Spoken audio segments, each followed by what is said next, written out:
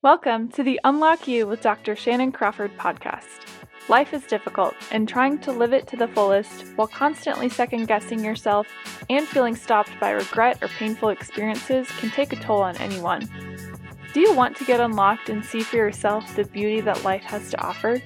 Are you ready for aha moments and strategies to propel your business and family into a world of health? Then you've come to the right place.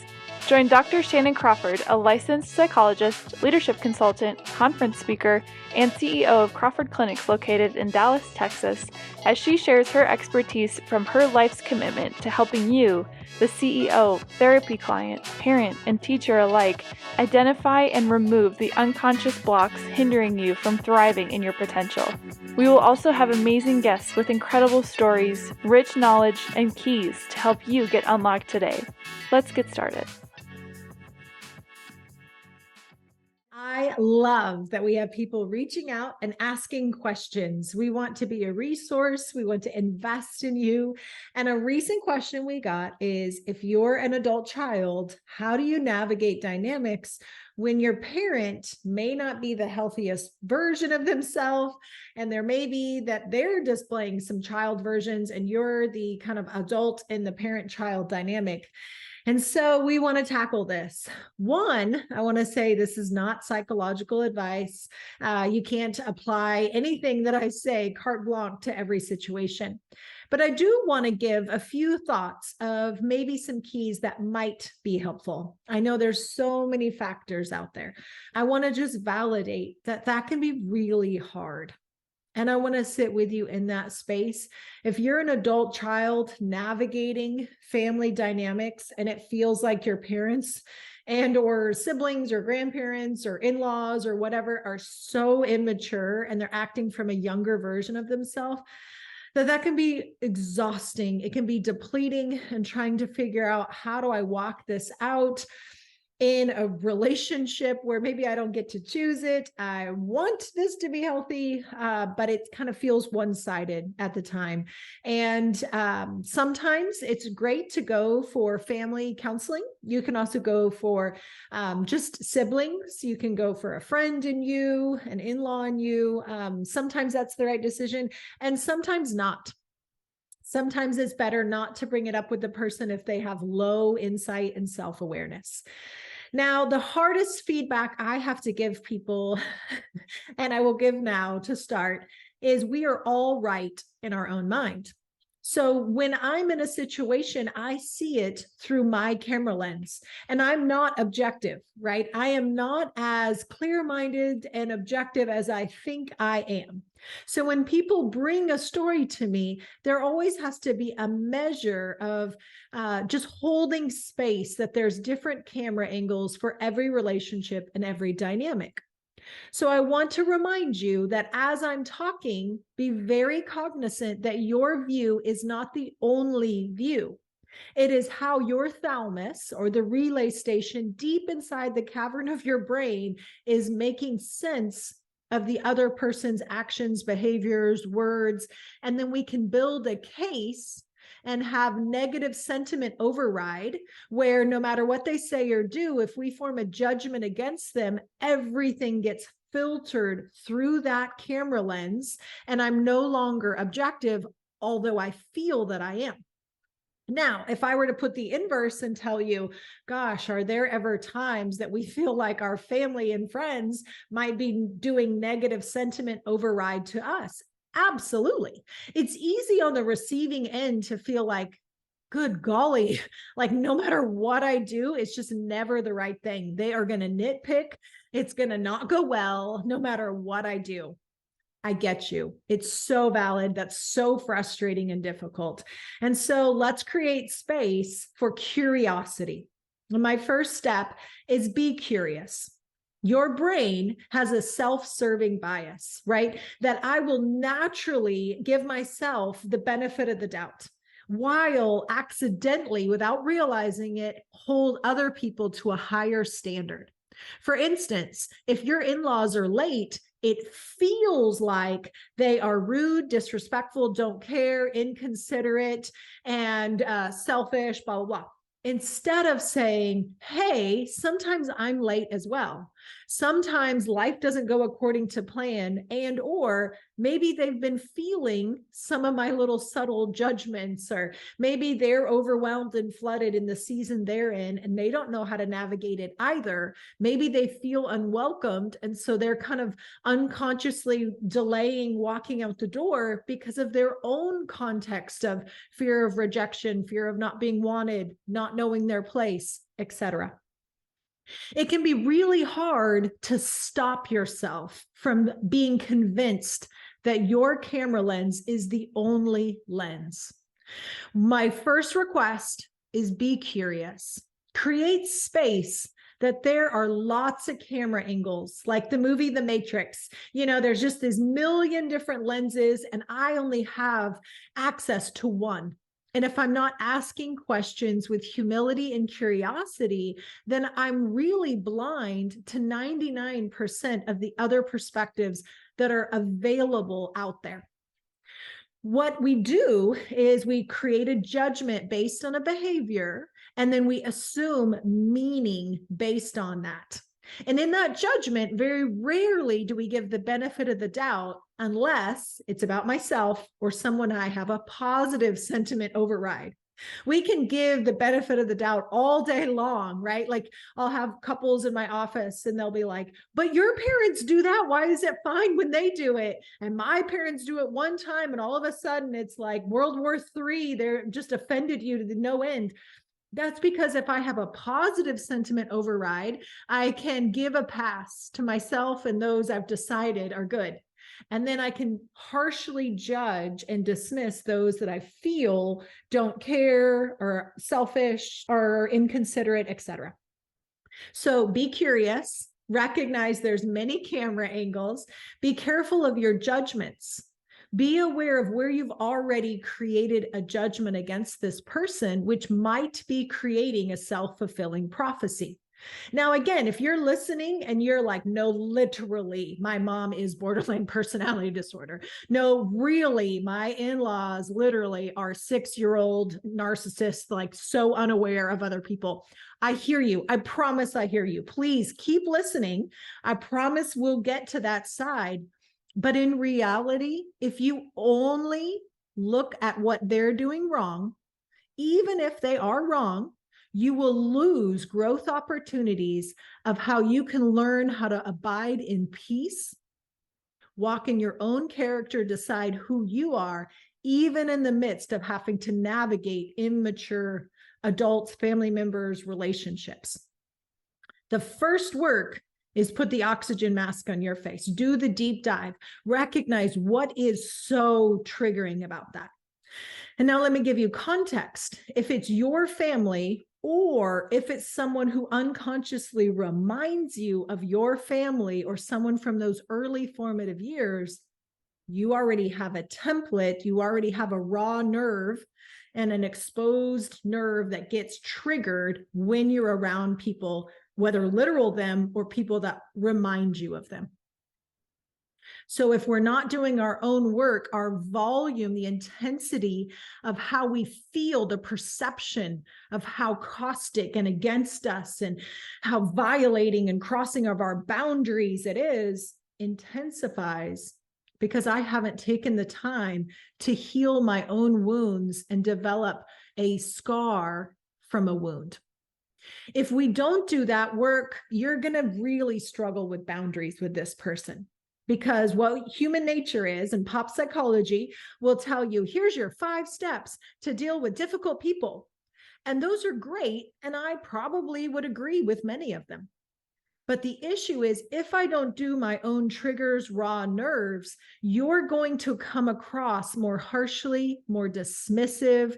In one family, this woman just asserted such a stark boundary that the in-laws could not come and see the baby. And she gave all these rationales and all this pop psychology that she had read on the internet. And it was done with such a harshness that she felt she needed to use that level of assertiveness without realizing that because she grew up in a family with a lot of codependence and enmeshment, that she was unconsciously over exaggerating, overcompensating her perception of how much she needed to push her boundaries instead of letting people know, hey, here's what I'm comfortable with. Here's what I'm not comfortable with. If we don't do the work inside of ourselves, we are not objective. We are not curious. We do not give the benefit of the doubt. And we are actually enacting, triggering, and inciting the very reactions that we are accusing the other person. We don't realize how many times we actually might be gaslighting people as normal, healthy, wonderful families. We're doing things that we don't recognize are triggering to the other person, making them feel bad or unworthy or not good enough, and all the younger generation that's telling their grandparents and their parents and in-laws, like, you can't see the kids, and here's all these assertive boundaries, and here's all our terms. And you have to know, while that feels right to you, what would it be like on the receiving end? You may say, oh, that's fine, I would be okay with that. But would you really, in a relationship where there's been open access and now all of a sudden I'm slamming the door, I'm taking all control, and you feel very orphaned and insecure and alone and abandoned in the relationship? Wouldn't you expect them to kind of act out? And you would get the worst version of them? Not that you're responsible for other people's reactions. The whole point of this channel is we learn how to be responsible for ourselves, because that's what adulthood is. But we also, part of responsibility is we look at, what am I doing that may actually be eliciting more of those responses from my adult parents, my siblings, my in-laws, my grandparents, that I'm blaming them. I feel entitled to my accusation and judgment without realizing and humbling myself to go, man, my entitlement, my harshness, my black and white approach, my firm boundaries that feel right to me actually might be a little bit intense. And I could say it in a softer way. I could recognize the value and offer it in a way that they feel seen and known and important, while still sticking to whatever boundaries you may feel convicted about. It's okay to have boundaries, but most of the time, what I've seen is people don't realize their delivery of those boundaries are very off-putting. They're very intense. And without that awareness, then we keep walking around stepping on people's toes with very limited insight to what we're doing to incite and keep that dynamic going. And what I found, that as I can stand in the gap and repair by proxy on behalf of that person. And if you have a therapist or a coach, pastoral counseling, inner healing, wherever you go, and or even your imagination, you can picture bringing that person into your boardroom meeting in your unconscious mind, and just visualize taking that hood off their head, taking the scabs and scales off their eyes, that they really see you and value you. And they can now repent and repair. Because again, there are real things, there are real dynamics that are painful and they are wrong. And when the past generation has not done their inner healing, it can manifest in these funky, weird dynamics where you're an adult trying to steward your own life and your own family and career and whatever's important to you. And they can impinge on that with very limited self-awareness. And you might feel stuck trying to honor them, trying to have a boundary, figure out what boundaries am I allowed to have because they feel like they have 100% access to me. We're not invalidating that. Those are very real and challenging. But we are saying the more that you get healing for yourself, the more that that scar on the inside, instead of a wound, now you can steward that with love, with grace, with kindness and firmness. You're not wishy-washy, you're not emotional, you're not saying it out of exacerbation, that let's say they've been doing it for 6 months, you don't say anything, and by the 6th month it comes out and they now feel like, whoa, blindsided, where did that come from? But we can address things quickly and easily early on and just say, hey, this is what's important to me. I appreciate you. I love you.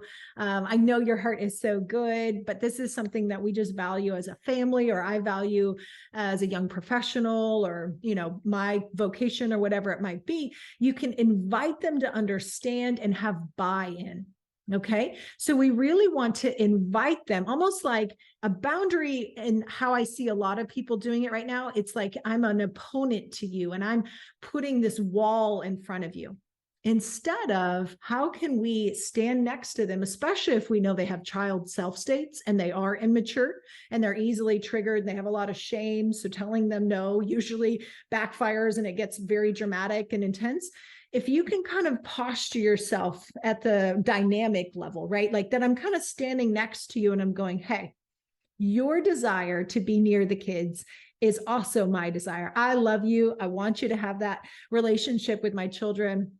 You're a great grandparent. I know your heart is good. You speak that which is not as though it were. I know sometimes that might be hard, but you say what is true with the benefit of the doubt that their heart is good, even if their execution may not be.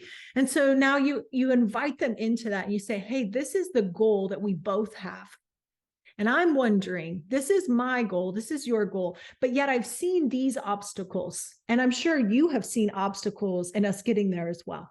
What do you think might be some really helpful ways that we can honor both sides of us and still get our shared goal? What you're doing, instead of you're my opponent, where I'm setting a boundary and you have no power and no control, which causes people to act out. Instead, I'm posturing myself what's called the Columbo approach, where it's kind of like I might know where I'm going, but I'm inviting them with Socratic questioning, which just means kind of like inviting you into the dialogue, inviting you into the questioning journey and process, going, hey, my husband and I aren't comfortable with, let's say spend the nights. And I know you want time with the kids. We want you to have access and time with the kids as well.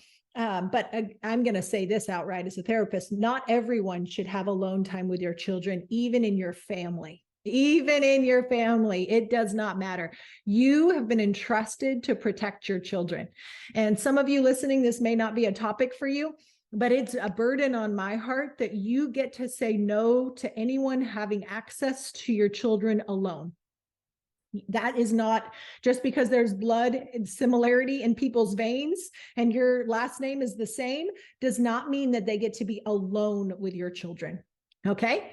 So just that's a clear boundary. So let's say, I want time for you to get to be with the kids and you want that. So we both have the same goal. Our conviction is to not let the kids have slumber parties with people until, maybe certain age, or to not be unsupervised, blah, blah, blah, like kind of give them a parameter. But I also know you would love that really special time. I'm wondering what we could do to compromise to find a shared outcome that feels honoring for both of us, that we both get the desired outcome while recognizing and valuing one another. Immature people will just foreclose and say, well, just let me have them spend the night. Like it's just like a no-brainer. You would smile with love and patience, just like you would with a child, and say, hey, I appreciate that. But that actually goes against a conviction that we have, or a family plan. I know it doesn't feel good, and I'm so sorry for that. It's not personal. It's just for us, this is what we've decided to do. And so I'm wondering if we could do play dates with all the cousins. I'm wondering that we could do day visits or breakfast with grandma and grandpa, or I'm wondering if we could have you watch the dogs or the kids or the house or whatever the conversation might be. I'm wondering if we could do these kinds of solutions because you're valuable to us. And now I've shared this story before, but I think it bears repeating. There was one mom-daughter that was just, they were adult daughter, adult mom, and it was not going well. And the daughter just exacerbated, could not figure out what was going on with her mom. And so she brought up the topic, trying to bring resolution, and the mom immediately jumps on it and starts getting triggered and animated. And the daughter, with wisdom, just softened and said, Mom, I want you to know you're irreplaceable to me. There's nobody else who's going to replace you. And knowing that about her mom's background of abandonment, feeling like one of many kids in a trailer with lots of people going on and lots of kids, she somehow had the wisdom to realize this is not really about the holidays. This is really not about who spends what time with whom. This is not about the thing we think it's about. This is about mom feeling like she is valuable and irreplaceable. Once the Holy Spirit gave that adult daughter that key, and the daughter said, it's not about this. She just went right to the heart of the matter and said, Mom, I want you to know, irrespective of the outcome, you're irreplaceable to me. You are loved. You are so valuable. I respect and value you. And I am so sorry for every time and way, even though it wasn't intentional. She didn't say that part. Even though it was not my intent, I am so sorry for every time that I have made you feel replaced or insignificant or unimportant. And I'm so sorry for being harsh or controlling in how I've responded to some of our dynamics. And I want to take ownership of my part. The mom immediately, it was like this hot air balloon that was getting ready to pounce, and the mom just deflated. And the conversation was never a trigger again between them. There's so many times that we do the dance on the topic we think it's about. So we have to be curious. We have to deal with our own judgments and our own filters and camera lens of what we're perceiving people through, whether it's the literal person or like the in-laws, and they may be reminding you of someone. And then we need to hold space for the fact that you may be doing something that's eliciting their reaction more than you realize, because by continuing to assert your boundary or reiterate what you think is important or whatever, right? Or just avoiding them and not responding to their messages because you don't know what to say. While that might be the right thing sometimes, be aware that that feels very abandoning on the other side, and they may be acting out because you're doing something currently that keeps triggering and wounding them. Because most of the times, the reason that the older generation is acting like a child is because no one parented them past that point. So they're regressed, they're stuck. So now you're creating a script of how they can win. Here's the ways that by doing X, Y, Z, this is how we win as a family. And I would love for us to experience this.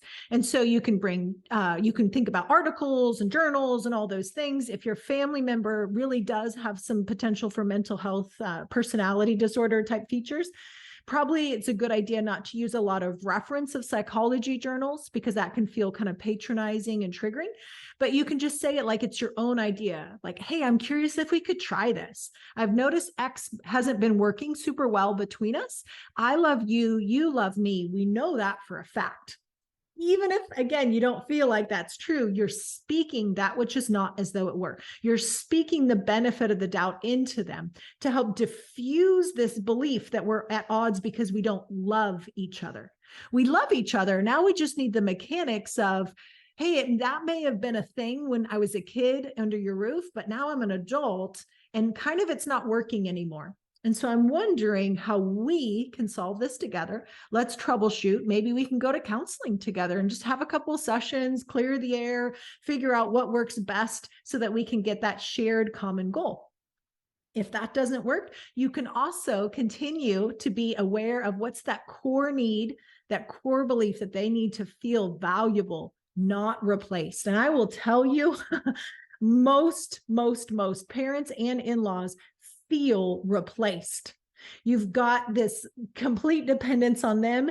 And now you have this career or this fancy life or this in-law and this new family. And now they're going to feel like these little orphans waiting on the wings. Like, when are you going to call? Are you going to want me? Are you still going to want my advice? And especially people who don't have a very strong identity, they feel like you loving me is you needing me. And so that's where you start speaking identity into them. I love you for you. And you loving me in this season at this age is actually supporting me and praying behind my back all you want. But actually, I would do better if you don't give the advice, if you don't come in and try to rescue and solve it for me, but really empowering me and trusting me that I really am smart. I'm going to mess up, but I'm also going to get it right sometimes. And that's for me to learn, just like you had to learn when you were starting out in your career or college or your family, whatever that dynamic might be. And so you're just reminding, you're modeling, you're helping them come out of the child's self state because you're not triggered. You can be gracious and kind and warm and have a very lovely conversation with them. And now we can start creating positive reinforcement every time they do something even a little bit similar, a little bit close to what you're wanting. So what you do, if they do something, even if it's a little bit close and you don't recognize it, that's actually leading to extinction. And they're going to walk around going, yeah, I tried that, but nothing works. They're just so picky. They're just so difficult. This generation, XYZ. But if you can try to recognize any effort that your mom or dad might bite their tongue and not say something, or they start to, and then they, and you're like, oh my gosh, I recognize that was so hard that you probably wanted to give me advice right there, but you didn't. And I feel very loved and respected that you're going to let me figure it out and fail and learn and grow. I love you so much. I appreciate you. Thank you for loving me in this. But what I've found is if people don't do their own healing, then they see that their family member is about to do it. And even if they do it a little bit, now they pounce. We already had this conversation, or they shut down, or they start getting huffy and they stop talking to them again. People don't learn that way. Think about scaffolding. Every time you build a building, you do it in sections and incremental growth. So we want to positively reinforce every time your in-laws respect your boundaries. There's two strategies. One, if they're healthy enough, you point out the behavior you like to reinforce it. If not, if they're not super healthy, you actually don't draw attention to the behavior. You just jump on that behavior with something positive in general. Then unconsciously, you're helping them wire together that I did something, and now there's an unconscious reward that just came with it. Does that make sense? So on one side, if they're healthy enough, you point out, this is the behavior and I love it. Thank you. I recognize your effort. If there's somebody who doesn't regulate themselves and they have a lot of shame, probably it's better to not mention that they just did the behavior that you like or don't like, but rather you just reinforce it with positive reinforcement. And research consistently shows positive reinforcement, not shaming, not telling people what they're wrong or punishing them or withdrawing approval and acceptance, and not giving no feedback, right? Which is actually extinction. But giving that positive feedback on the moments that may move in the right direction. Please don't expect perfection. People don't actually change 100% overnight. What they do is they make little steps toward it because it's a risk. I've done this for 30, 50 years, whatever. And now I'm trying this new behavior and I'm afraid of the loss of control. I'm afraid of being replaced and irrelevant and put out to pasture and no longer needed. And so by not saying the advice, it feels like I'm not loving you. It feels like I'm no longer relevant and there's no other need you have of me. Thus, you're not going to remember me. You're not going to care about me. And so that's a lot of that older generation is feeling like by not saying something, by not interjecting, and by not inserting myself, it is saying, I don't love you and I'm abandoning you, because many times unconsciously they're overcompensating for where they felt unsupported. So they're trying to give something and it feels like you're rejecting them as a person versus, hey, that kind of parent-child dynamic in adulthood is not helpful. And this dynamic of what we're doing right now is not appropriate. And again, there's also dynamics, we'll talk more in future episodes of maybe even some of the emotional roles of where a parent tries to put you in the place of being their parent emotionally. So let's wrap here just for sake of time, but I am so excited to hear how some of these flesh out for you. And obviously you're going to have to troubleshoot, figure out what works for you. I do recommend counseling, even by yourself. You know, I have a lot of people that maybe their family members, loved ones would never, ever, ever darken the door of a counselor's office or a psychologist or a coach, but you can at least do your part. And I've found genuinely when you do your part, your ability to respond and navigate can become so much softer, soothing, reassuring, sure-footed, and confident that then it doesn't seem to trigger as much. You can't control the other person, but you can really start to diffuse the automaticity and the dynamic of where we're actually triggering and reenacting dynamics together.